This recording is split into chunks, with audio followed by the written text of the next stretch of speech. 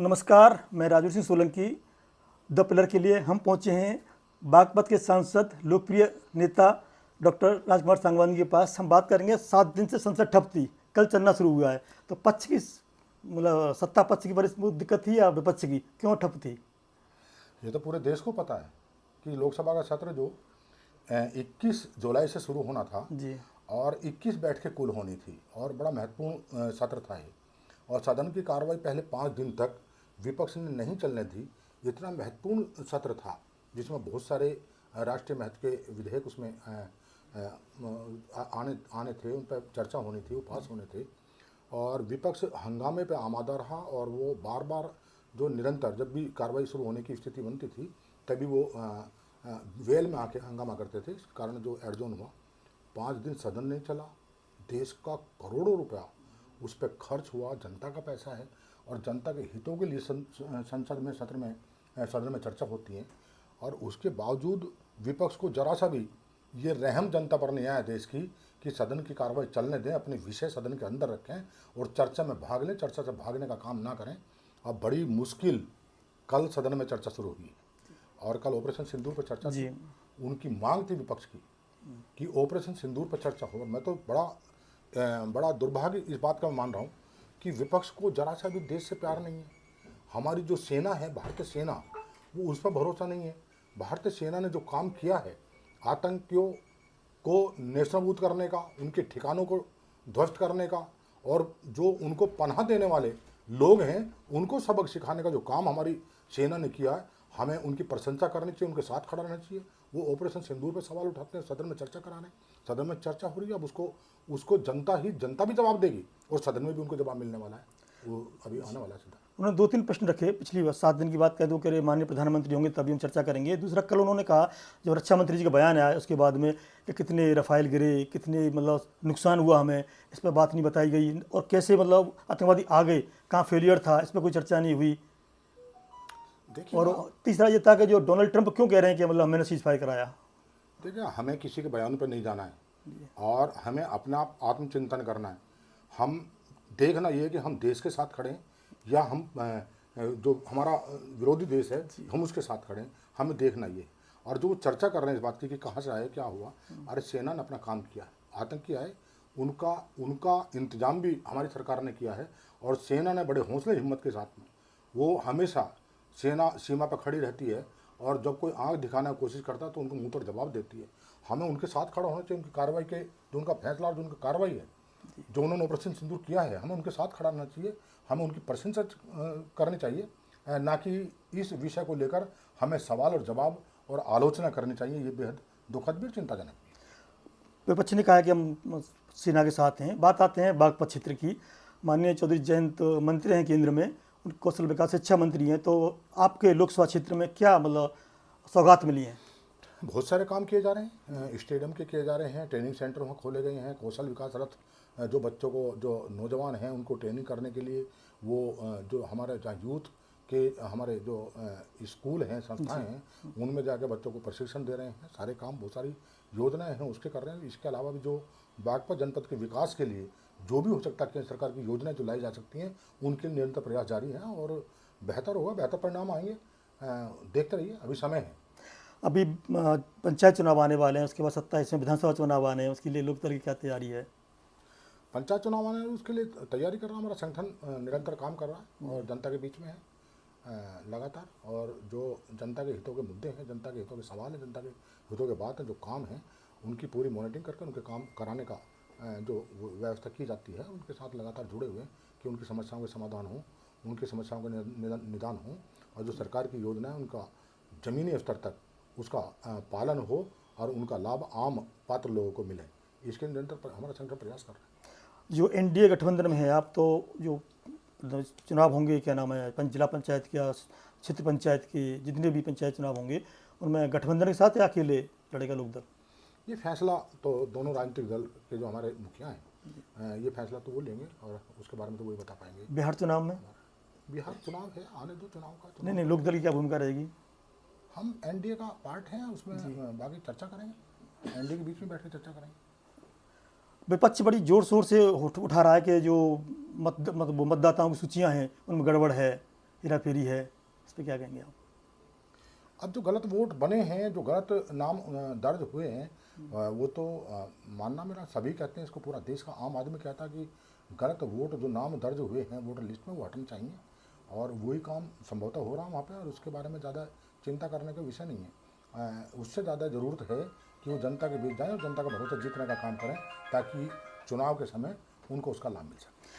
आपके बागपत क्षेत्र में कुछ ऐसी उपलब्धि जो साल भर में, अभी साल भर ही हुआ है, बहुत ज़्यादा नहीं कह सकते, फिर भी कोई ऐसे काम किए हों जिन्हें जनता के सामने कह सकें भाई 1 साल में इतनी उपलब्धि है मेरी?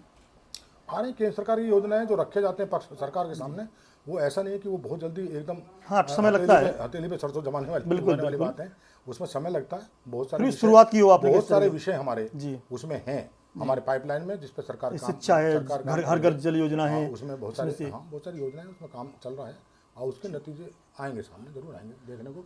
हमारा मकसद है कि बागपत भी, जी। जैसे हमारा भारत विकसित देश बनेगा 2047 तक, हमारा बागपत, हमारा इसी 4 साल में, इसी 5 साल में वो भी विकसित जनपद हमारा बने, नौजवान को रोजगार मिले, किसान को उसकी खेती के बेहतर उसके लाभ मिले, बेहतर काम करने का उनको अवसर मिले, और जो व्यापारी हैं और दूसरे वर्ग हैं, सबके हितों का ध्यान हो, सबको लगे कि बागपत खुशहाल है, इसके लिए प्रयास किए जा रहे हैं, प्रयास जारी रहेगा। मेरा अंतिम प्रश्न है कि राज्य सरकार समर्थन करती है? जब भी केंद्र से कोई योजना ले जाते हैं आप, तो राज्य सरकार समर्थन मिलता है, पूरा सहयोग मिलता है? मिलता है पूरा। जब भी कोई बात रखते हैं तो उस पर गंभीरता से विचार होता है, और विचार होकर उस पर कार्रवाई, मतलब परियोजना बनती है, योजना बनती है, परियोजना बनती है, उस पर काम होने में बहुत समय लगता है। जी। ऐसा नहीं कि आज पत्र दिया कल काम होना शुरू हो जाएगा, ये कहीं भी नहीं होता, किसी में भी नहीं होता।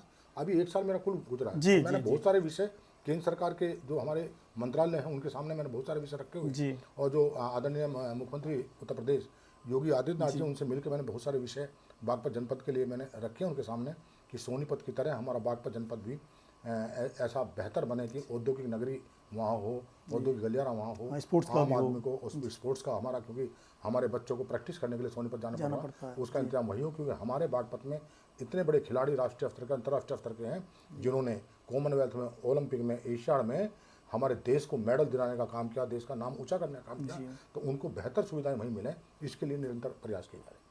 अंत में जो आपने रिसर्च करा था, आपके बहुत सारे क्षेत्र में जाते हैं, ज़्यादातर समय आपको क्षेत्र में गुजरता है और जनता के बीच में रहते हैं ज़्यादातर आप, वैसे कम ही सांसद हैं, उन लोगों को चस्पा लग जाते हैं कि सांसद ढूंढ के लाओ, इन्हें भाव, क्योंकि आपका देखते हैं कि क्षेत्र में गुजरते हैं, तो आप कैसा अनुभव है साल भर का, जनता का क्या प्यार मिल रहा है आपको? सवाल जनता का प्यार का नहीं है, जिस उम्मीद के साथ में राजनीतिक व्यक्ति चुनाव लड़ते हैं, जी। जिस जनता के भरोसे लड़ते हैं, जो दायित्व, जो वायदों पर जिम्मेदारियां लड़ते हैं, जी। वो उनको पूरी करनी चाहिए। मेरा तो ये मानना है कि जनता ही हमारे लिए सब कुछ है, और उनके सुख दुख उनके बीच में जाने के बाद ही पता चलता है, उनके बीच में रहना चाहिए, और दूसरा काम भी नहीं हमारे पास, तो यही काम है, दूसरा नहीं है। हम तो जिस जो उद्देश्य है, जो हमें परम श्रद्धेय चौधरी चरण सिंह जी ने जो हमें सिखाया था, हम तो उन्हीं की राह पर, उन्हीं के विचारों पर आगे बढ़ने का काम कर रहे हैं, और कोशिश है कि जनता और हमारे जो मतदाता हैं उनको सम्मानित, वो अपने आप को गौरवान्वित महसूस करें, हम उनके बीच में रहें और उनके सुख दुख को जानें, और वहाँ विकास हो, और उनको भरोसा रहे कि हमारे जनप्रतिनिधि हमारे साथ खड़े, हर परिस्थितियों में हमारे साथ खड़े, ये भरोसा दिलाने का काम करें। आप आरएलडी में संगठन मंत्री रहे हैं, और आरएलडी संगठन बढ़े, आरएलडी का परिवार बढ़े, युवा जुड़ें, उसके लिए क्या कहेंगे आप? युवा, ज़्यादा से ज़्यादा युवा आरएलडी से जुड़े। मैं तो फिर कहता हूँ कि चाहे किसान है चाहे नौजवान, उनको जब तक परम श्रद्धेय चौधरी चरण सिंह जी के विचारों को आत्मसात करके उस पर नहीं चलेंगे, जरूर कहीं ना कहीं कठिनाइयाँ होंगी, और उनको समझना चाहिए, उनको पढ़ना चाहिए, और पढ़ने के बाद में उनको विचारों पर आगे बढ़ने का काम करना चाहिए। ये राष्ट्रीय लोकदल परम श्रद्धेय चौधरी चरण सिंह जी के विचारों को लेकर आगे बढ़ रही है, वो गाँव, किसान, गरीब के साथ खड़ी है, और उनके लिए, हितों के लिए हमेशा काम करती है, और उन्हीं की चिंताएँ करती है। तो मेरा मानना है कि जो चौधरी चरण सिंह जी कहते थे कि देश की खुशहाली का रास्ता खेत और खलिहान से होकर मेड़ से गुजरता निकलता है। जब तक ग्रामीण भारत को सशक्त नहीं बनाएंगे, नौजवान को उसके रोजगार का इंतजाम नहीं करेंगे, उनको अच्छी शिक्षा नहीं मिलेगी, तो और स्वास्थ्य का, चिकित्सा का अच्छा इंतजाम नहीं होगा, तो तब तक कहीं ना कोई बात। और जो वर्तमान सरकार आदरणीय नरेंद्र मोदी जी इसी उद्देश्य को लेकर और इन्हीं विचारों को लेकर देश को आगे बढ़ाने का काम कर रहे हैं। वो गांव के बारे में चिंतित रहते हैं, गांव के लिए काम कर रहे हैं, और हमारे गांव का नौजवान कैसे वो आत्मनिर्भर बने, बहन बेटियां कैसे आत्मनिर्भर बने, उस पर हमारे प्रधानमंत्री भी निरंतर उस पर आगे बढ़ने का काम कर रहे हैं, और योजनाएं बनाकर देश में लागू करने का काम कर रहे हैं।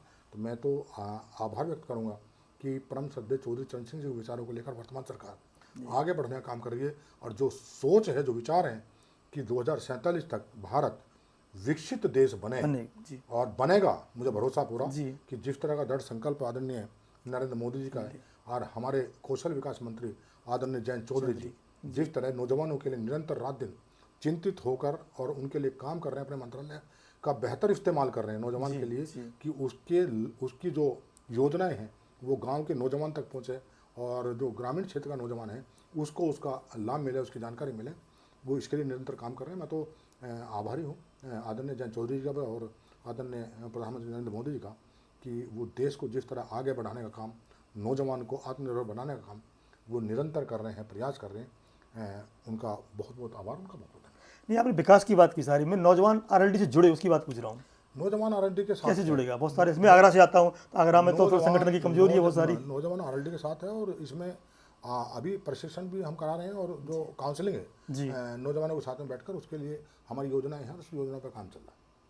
बहुत बहुत धन्यवाद। आप डॉक्टर राजकुमार सांगवान जी जनप्रिय नेता हैं, लोकप्रिय सांसद हैं बागपत से, अपने विचार रखे। बहुत बहुत धन्यवाद। Thank you.